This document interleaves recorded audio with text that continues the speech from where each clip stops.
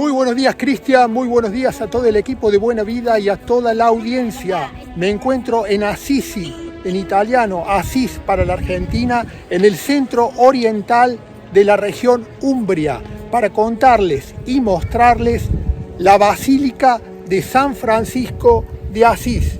En esta basílica se encuentran los restos del patrono de Italia desde 1230.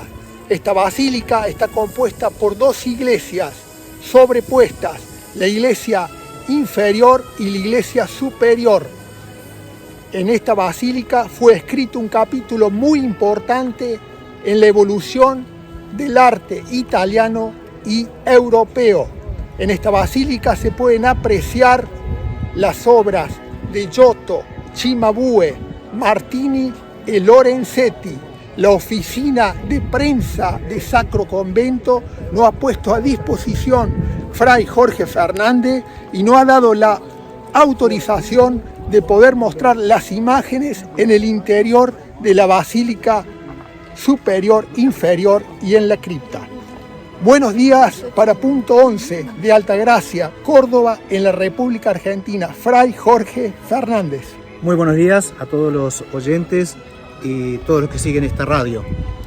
Aquí estamos en esta basílica que fue inaugurada en el 1230, construida en una zona de Asís que se llamaba la Colina del Infierno, porque aquí ejecutaban y sepultaban los delincuentes que no podían ser sepultados en el Campo Santo. Por eso San Francisco, sintiéndose él un gran pecador, pide ser sepultado él también en esta zona, que era una pendiente muy difícil de trabajar. Por eso las basílicas están sobrepuestas.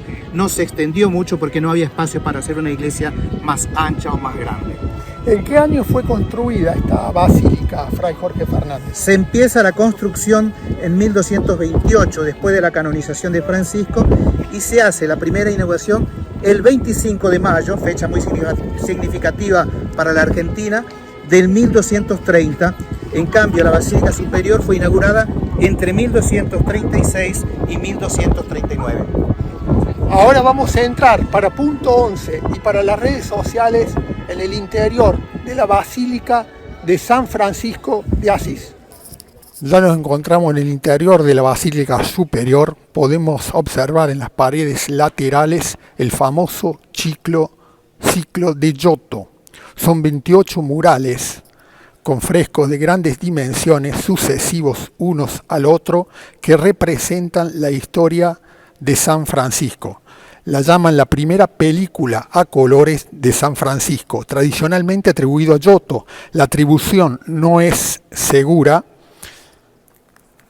pero los apasionados de arte saben muy bien quién era Giotto di Bondone, un pintor y arquitecto italiano, uno de los pintores más famosos de la historia del arte, un revolucionario con sus pinturas. El espacio adquiere profundidad, comienzan a verse estructuras y ambientes cotidianos, a pesar de no conocer las reglas de la perspectiva que serán descubiertas un siglo más adelante. Logra dar la ilusión de la profundidad. Pinta a las personas de costado y da expresiones a las caras y evidencia los sentimientos. Nos encontramos siempre acompañados de Fray Jorge Fernández, que la oficina de prensa de Sacro Convento nos ha puesto a disposición en este viaje en el interior de la Basílica Superior. Otra pintura muy importante que representa el momento de San Francisco es en el 1219, viaja a Egipto Francisco para encontrar el sultán y abre la puerta al diálogo entre el mundo islámico y el mundo católico. ¿Es así, Fray Jorge Fernández? Sí, en aquel tiempo la Iglesia promovía las cruzadas para ir a reconquistar el Santo Sepulcro, pero esto comportaba un odio religioso y también guerra con armas, muertes. Francisco va desarmado, va en misión de paz, cae en las manos de los soldados del sultán, lo llevan, podían haberlo matado sin ninguna explicación, pero lo llevan al sultán porque ven que es un hombre indefenso, pacífico. El sultán lo recibe dialogan, le ofrece un almuerzo. San Francisco lo desafía, dice, hagamos un fuego y entremos ahí con tu sacerdote, veamos quién cree en el Dios verdadero. No se va a quemar. Quien se quema es porque no cree en el Dios verdadero. Y al final el sultán le regala un cuerno tallado, escrito, que está en la sala de las reliquias acá de la basílica, que no era solo un souvenir, era como un pasaporte. Eso le servía a Francisco para recorrer todo el territorio del sultán en paz, sin ser molestado. Y a partir de entonces esa experiencia de encuentro y de diálogo sirve a la Iglesia y a la religión musulmana para mantener un diálogo sin odio, con respeto. Seguimos caminando, observando el ciclo de Giotto y llegamos a otro momento muy importante en la vida de San Francisco, cuando se desviste de sus bienes materiales. Es así, Fray Jorge Fernández. Claro, son los momentos cruciales de la vocación de Francisco, que primero vive la experiencia de escuchar el Cristo de San Damián, que le dice: Francisco, repara mi casa, que ves que está toda arruinada. Y en ese encuentro en San Damián vemos que el Cristo está desnudo, despojado, a cielo abierto, y Francisco está todo bien cubierto porque él era un muchacho bienestante. Entonces, el segundo paso para seguir a Cristo desnudo y crucificado es justamente el despojo de sus vestiduras en mano de su padre, que lo vemos junto a una gran parte de la sociedad de Asís, que entonces está más de acuerdo con el padre que con la vocación evangélica de Francisco, incluso algunos niños que están prontos para apedrearlo. Francisco junto al obispo, ahora ya desnudo como el Cristo de San Damián, y mirando al cielo donde la mano de Dios, allá arriba vemos, lo está bendiciendo y le está indicando el camino que tiene que seguir. Fray Jorge Fernández, ¿quién era Francisco? Francisco era un joven rico, bienestante, un líder en la sociedad asisana, que quiere ser caballero, y su papá también, que tenía dinero, quería que fuera un caballero, y con ese objetivo él va a combatir la guerra en Perusa, va en Puglia, pero en realidad Dios, que lo había llamado, lo había soñado para cosas grandes, le hace encontrar el verdadero camino, que es el Evangelio, que es el servicio, que es el Cristo desnudo, que se identifica con las gentes más desposeídas, los leprosos en aquel tiempo, los más pobres. Seguimos caminando, observando el ciclo de Giotto, y llegamos a otro momento muy importante en la historia de San Francisco, cuando crea el primer pesebre viviente en Gregio en el 1223. Aquí viene representado de Giotto. ¿Es así, Fray Jorge Fernández? Sí, Francisco fue a Gregio y pidió ayuda para poder representar este momento de la encarnación del Hijo de Dios, que se hace como nosotros. Y esta es la gran vocación cristiana: encarnar el Evangelio, hacerlo visible, sensible en la historia. Ahí le estamos mostrando para las redes sociales otro cuadro de Giotto para los estudiosos y técnicos, es la firma del artista en el momento espiritualmente más importante de la vida de Francisco. Es así, Fray Jorge Fernández. Sí, esta es la prédica a los pájaros de San Francisco, que en realidad es símbolo de una persona reconciliada, sanada del pecado original, que recupera armonía con Dios, con los otros y con la naturaleza. Eso es un santo, eso es San Francisco, una persona pacificada. Otro momento muy importante en la vida de Francisco, vemos en esta pintura San Francisco que recibe los estigmas, son las heridas que imitan las de Cristo. ¿Qué podemos decir, Fray Jorge Fernández? Que en 1224, cuando los frailes eran ya 5.000, Francisco estaba en una gran crisis, porque ya los frailes no vivían como vivía él al inicio, y le pide una señal a Dios para ver si había hecho bien las cosas. Y va a Albernia, y allí vive esta experiencia en un monte, con un abismo adelante, símbolo del problema, pero allí recibe los estigmas que lo identifica con Cristo. Es como si Dios le dijera: vos sos mi otro hijo, el más cercano a Cristo, y por eso será llamado el otro Cristo. Seguimos caminando, siempre en el interior, gracias a la autorización que ha recibido Punto 11 para poder mostrar las imágenes en el interior de la Basílica Superior. Otro momento muy importante en esta representación que hace Giotto, en esta pintura vemos la muerte de Francisco, Fray Jorge Fernández.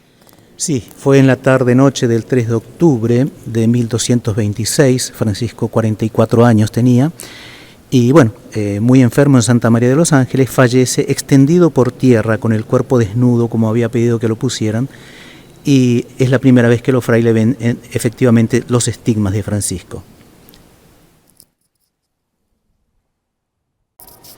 Ahora vamos a bajar junto a Fray Jorge Fernández en el lugar más importante, en la cripta que conservan los restos de San Francisco, meta irrenunciable de nuestra cristiandad. El silencio es obligatorio.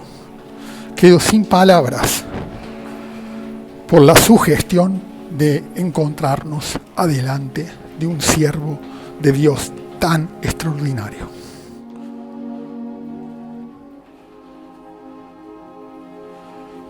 El resto es solo devoción y profundo respeto cristiano.